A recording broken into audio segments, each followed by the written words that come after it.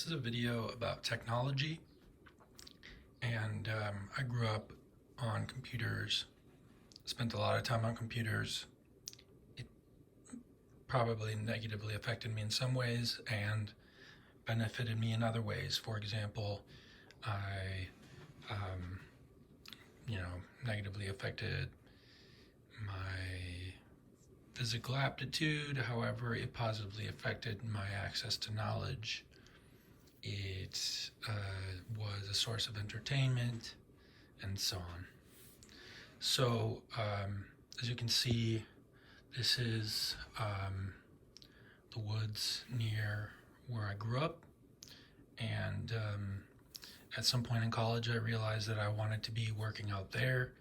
By the end of college, I realized I didn't feel well and I had all these problems. And so being out there is a lot harder for me. And it's much easier to be in here, even though I don't really like to be in here. And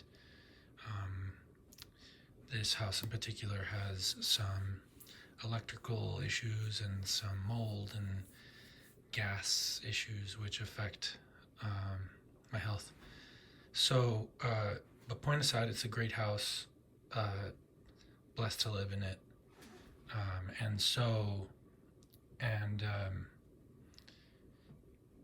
However,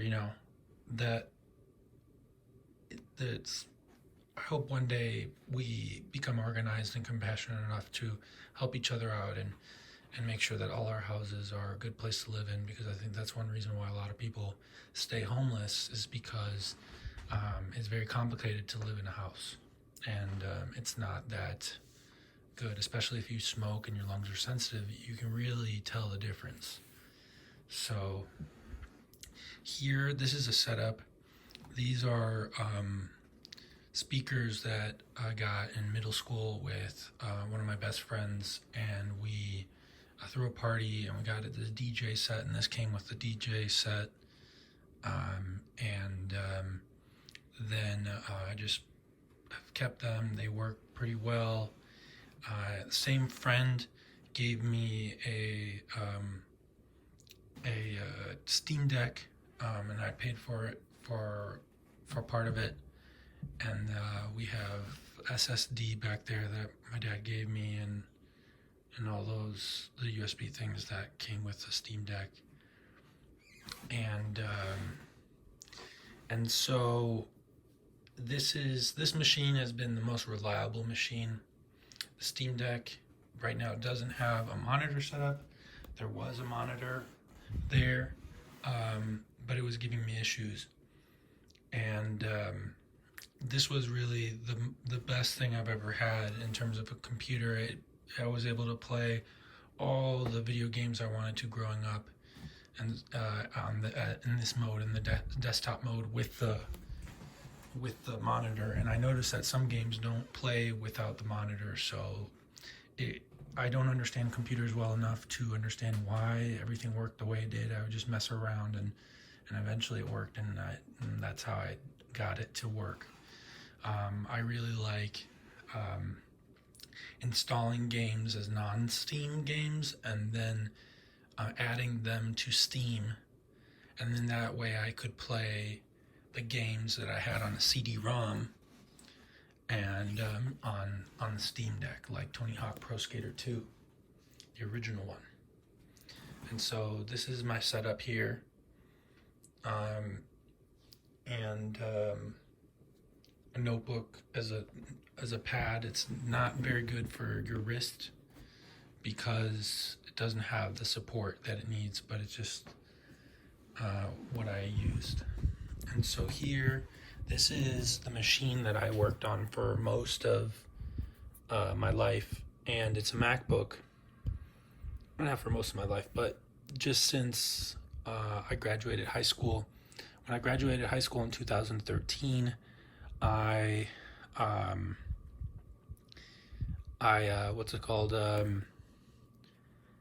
worked at an Apple store, and so I got this through the Apple discount, and all of the money I made, and I also bought one of the Mac Pros same deal with the discount and the money I made, except that neither of them could really run the games that I wanted to.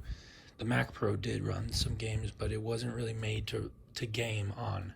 I grew up on Windows computers and IBM ThinkPads and things like that, and then in HP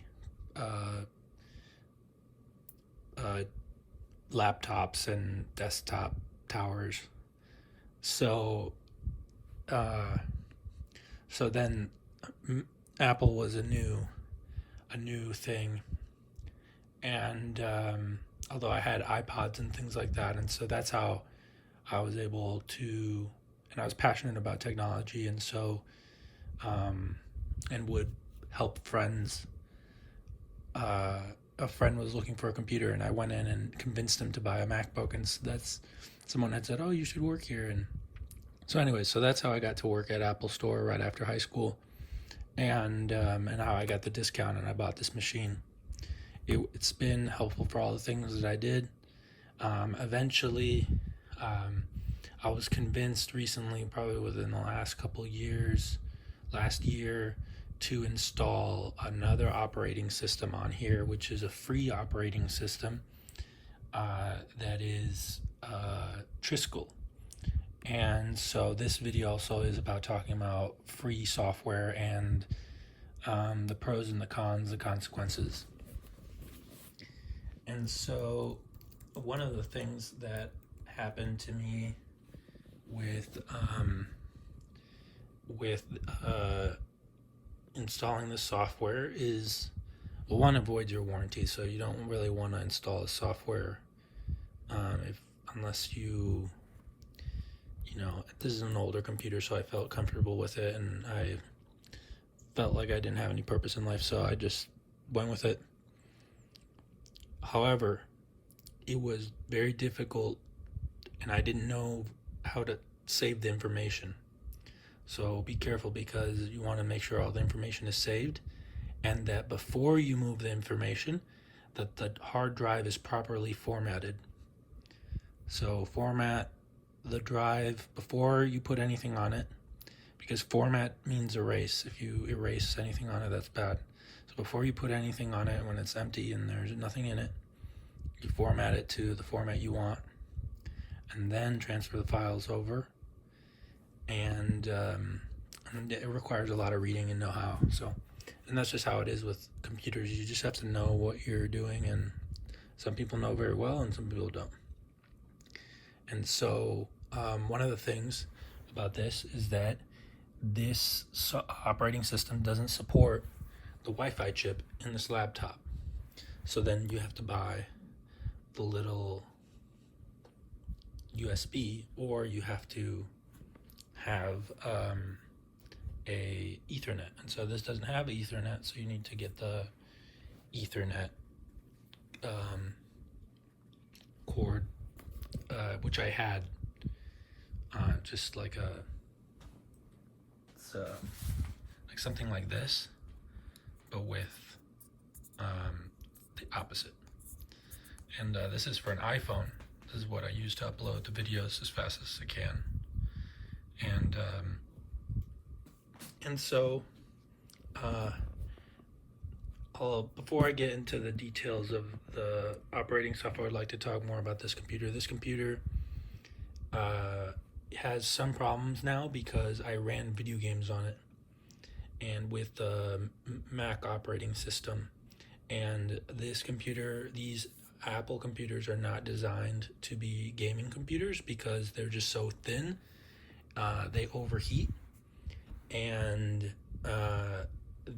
so what happened is that the glue for the different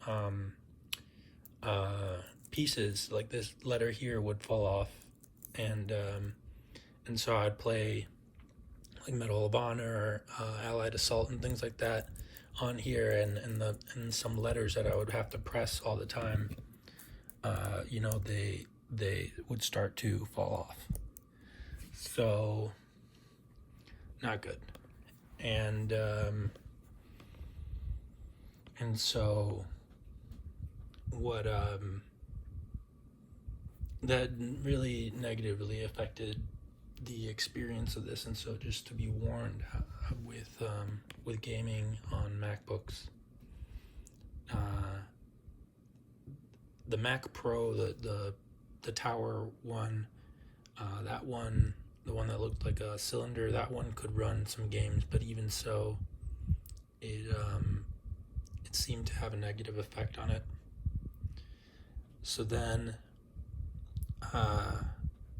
so I think probably not don't recommend them for video games. Although, ironically or hypocritically, the person who I convinced to buy a MacBook, I convinced them to buy it because of video games. They wanted to play video games, and so I said, "Oh yeah, you can play Mac operating system, or you can install Windows." And so that's true. You can partition the drive and install whatever you want. However, and you can't really do that with a PC that has Windows on it,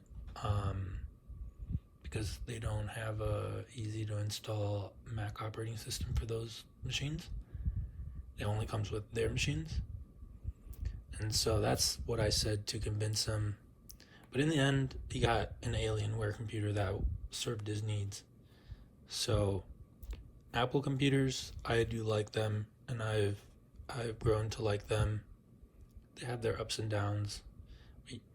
However, they're the most the user interface is very good, and so, however, they have changed a lot, and that's something that I wish that they were a little bit more consistent and with their technological updates, instead of changing so much all the time.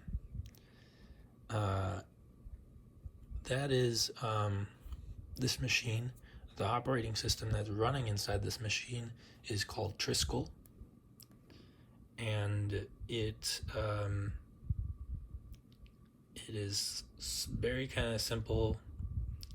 It is a Linux, GNU Linux, and it requires some knowledge of how to do how to write stuff. So you often have to open your terminal and write things in order to install things, in order to do things. And so that's one of the things that I don't like about Linux, is that everything's difficult to do, and so it almost feels like it's designed to be that way, and they're designing people to be sort of enslaved or preoccupied by the process. The benefit is that if you want to do things right, if you want to do things on your own, then you can do them, and you can, in theory, innovate and create new things with the things you have, like you would if you had like a physical object or a tool that you brought home. For example, if you had a tripod or something like this you bought or was given to you, you could look at it and you could look at all the screws and all of the different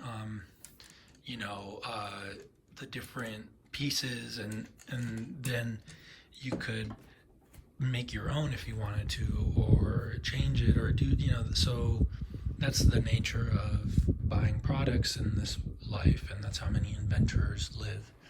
And so that people who thought that way and people who want to live that way, they want machines that can do that too. And that's how it was going in the 1980s, when it was sort of the frontier, and now things have settled down and everything's closed up. But it's not really closed up, because the people who closed it up, they left things open for authorities, for themselves. And so that's part of the problem with technology nowadays, and you'll see one video on that playlist, that talks about spyware in smartphones and things like that.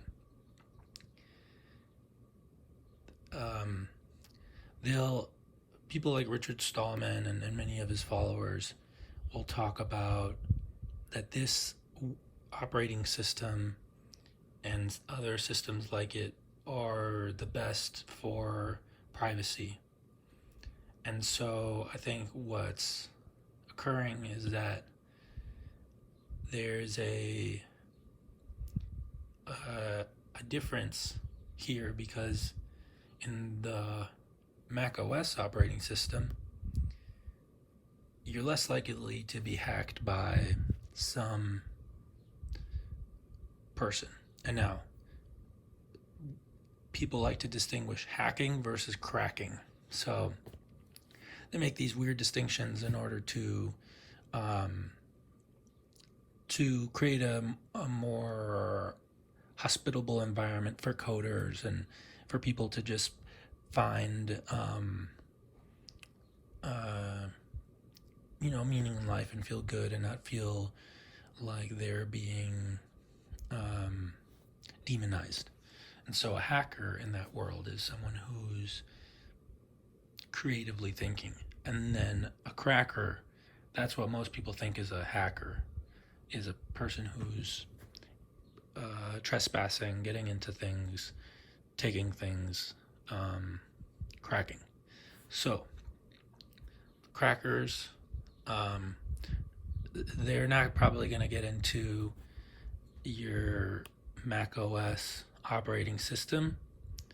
However, that system and the machine are designed to allow certain governmental agencies to enter.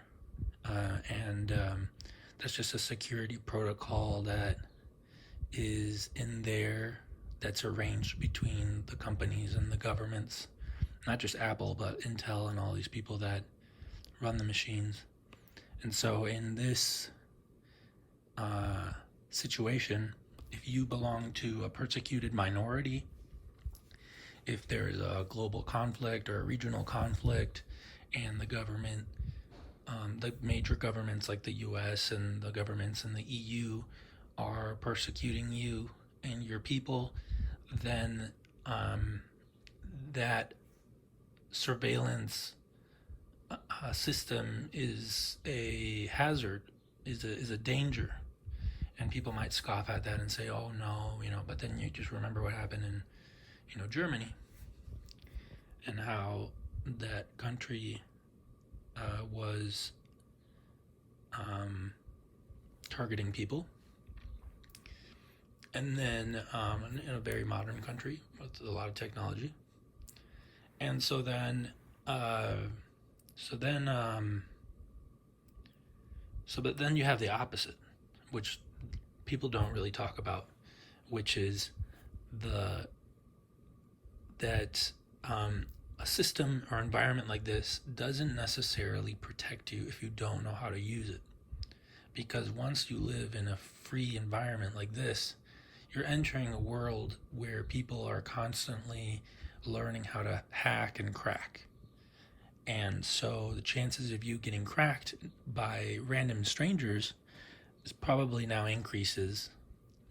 And now you have random strangers cracking your devices. And so not only is that a security risk, but also how you obtain the devices you get. So if you get them from a friend who's very knowledgeable about stuff, or if you get them from a eBay person who's very knowledgeable about stuff, and from anyone that's not an authorized retailer, then you could be at risk. Likewise, so the point of this software, the benefit of this is for, let's say, if you were a community that it was afraid of being persecuted, because of your beliefs or because of the beliefs of your antecedents, your ancestors or the people before you. You know, regardless of whether you think that way or not, you know, people like you think that way, they're being targeted, whatever. If you belong to a targeted group, then then this type of software on a machine that is completely compatible with it, a machine that doesn't have pieces of hardware that have those loopholes that Richard Stallman talks about, that is the ideal environment for someone who wants to create a protective measure against being surveilled, being persecuted. And so it's a perfect environment for you to create a shield. And creating a shield is what free software is good at. Whereas it's in the non-free world,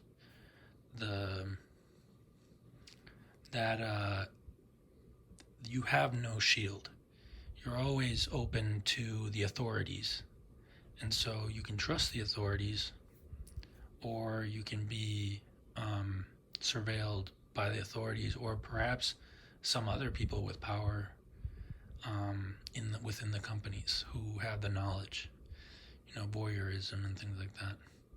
So, and that's what I think most of the cracking that goes on, they're not stealing information. The people do that, but they know that you can't get away with that anymore. So most of what they do is just kind of watch you and mess with you and think it's funny and you know, make your life like crap, because then you look crazy and you tell everyone that all your devices are hacked and they think you're schizophrenic, and you know, it doesn't repeat the problem, and then now you're upset and they're laughing. And so that sort of stuff is what goes on. And so but if you have the knowledge, you could build a shield, you know, but who has that knowledge? Very few people do. There are places, though, in Venezuela, ironically, even though it's a communist government, they are exploring this type of software, and everyone has this software available, or a version of it. So they're going to have access to software that is free, where you could build a sort of shield like that, or you could build a sword. So you have swords and you have shields, and so the swords are the cracking mechanisms that are built by hackers, and there are more of them in the free world than in the non-free world, because of the environment and how knowledgeable people are. And so that's if you're an unexperienced person without a shield. And a lot of this stuff boils down to your knowledge.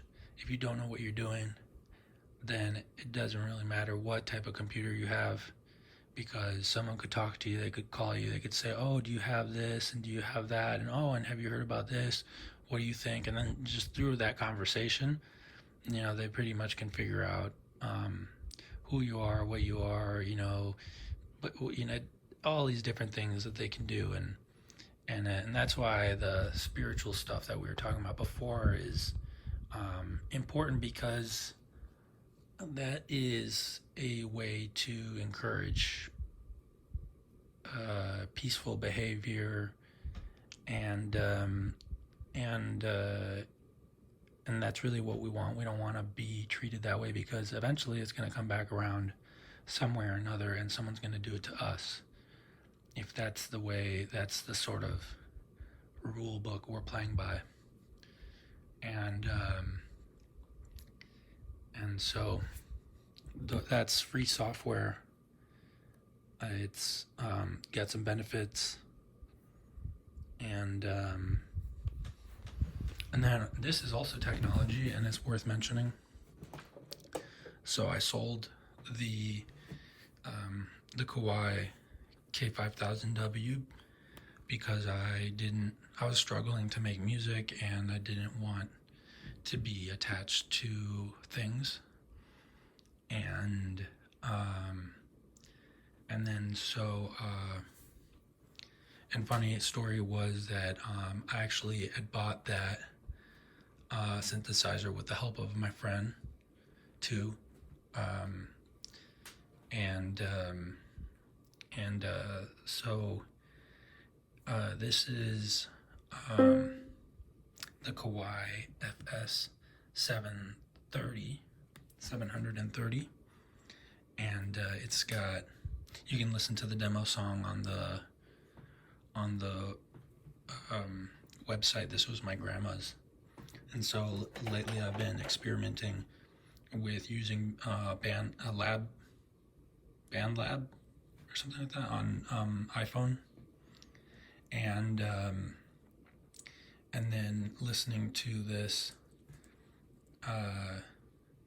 and recording it, because you need headphones in order so that doesn't pick up on the playback when you're layering the audio. It's difficult, and so I haven't gotten enough at it, but I've always wanted to open this up and fix it because the number 2 doesn't work.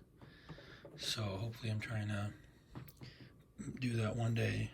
But I opened up the K5000W and I almost messed it up. So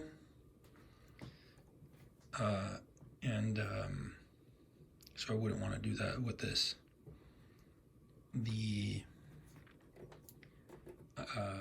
This is very sentimental to me, even though it doesn't have all the things that I like. It was my grandma's, and one of the interesting things, I don't know if you can tell, but is the rhythm library, is that they had metal.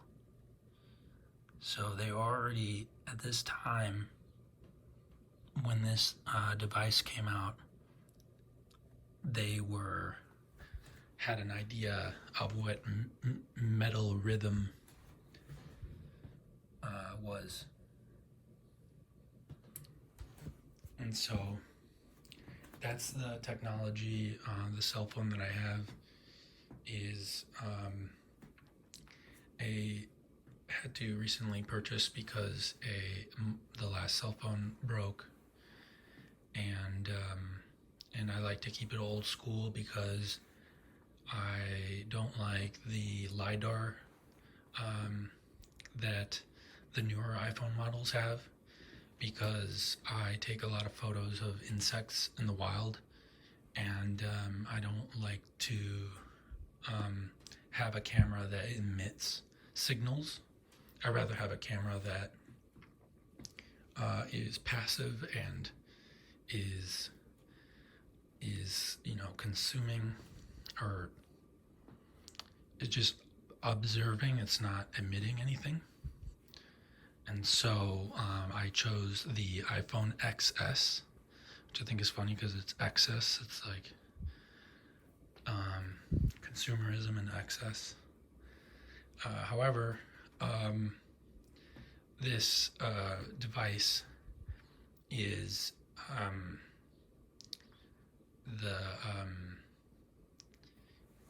what's it called? It's very helpful, and is one of the best tools that I have. The new I can now update to the new operating system, which has been a struggle to learn. It's a little bit different. I do miss the old operating system, and I have faith that in the future Apple is going to work with the free software people to create a better environment, or like an alternate environment for people to just mess around with, maybe another brand. Hopefully that happens. If you're wondering, this machine here is a filter. it's a HEPA filter that's on a tube, and it's and it just the air comes in it and through those holes and comes out this vent. And the reason why I bought it was because when COVID happened, I was forced to move into this house because the apartment that my parents had for me, the lease ran out, and I thought it was better to just live here. And there's a weird gas that would affect my lungs, and I would wake up in the night with all these problems, and especially when it got colder, it just would almost like this level of gas from the attic that would come and mess me up. And so we had a person come look for mold, and they found some mold in the basement, and then and that didn't help. So then I bought this, or actually I think I bought this before that, and or my parents did, and so I run it in the hallway too for them and for everyone in the house. And I think just because I smoked, my lungs are just more sensitive to it, and so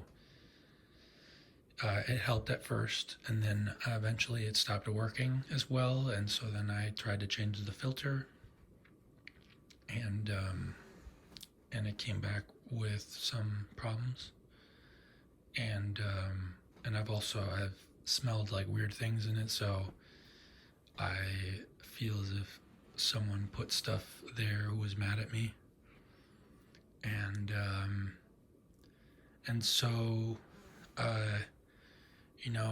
the world, where we're just constant battle of maintaining things and things getting broken and not being optimal. So that's really why I recommend praying, because it is just, I have no idea how we're going to get through it.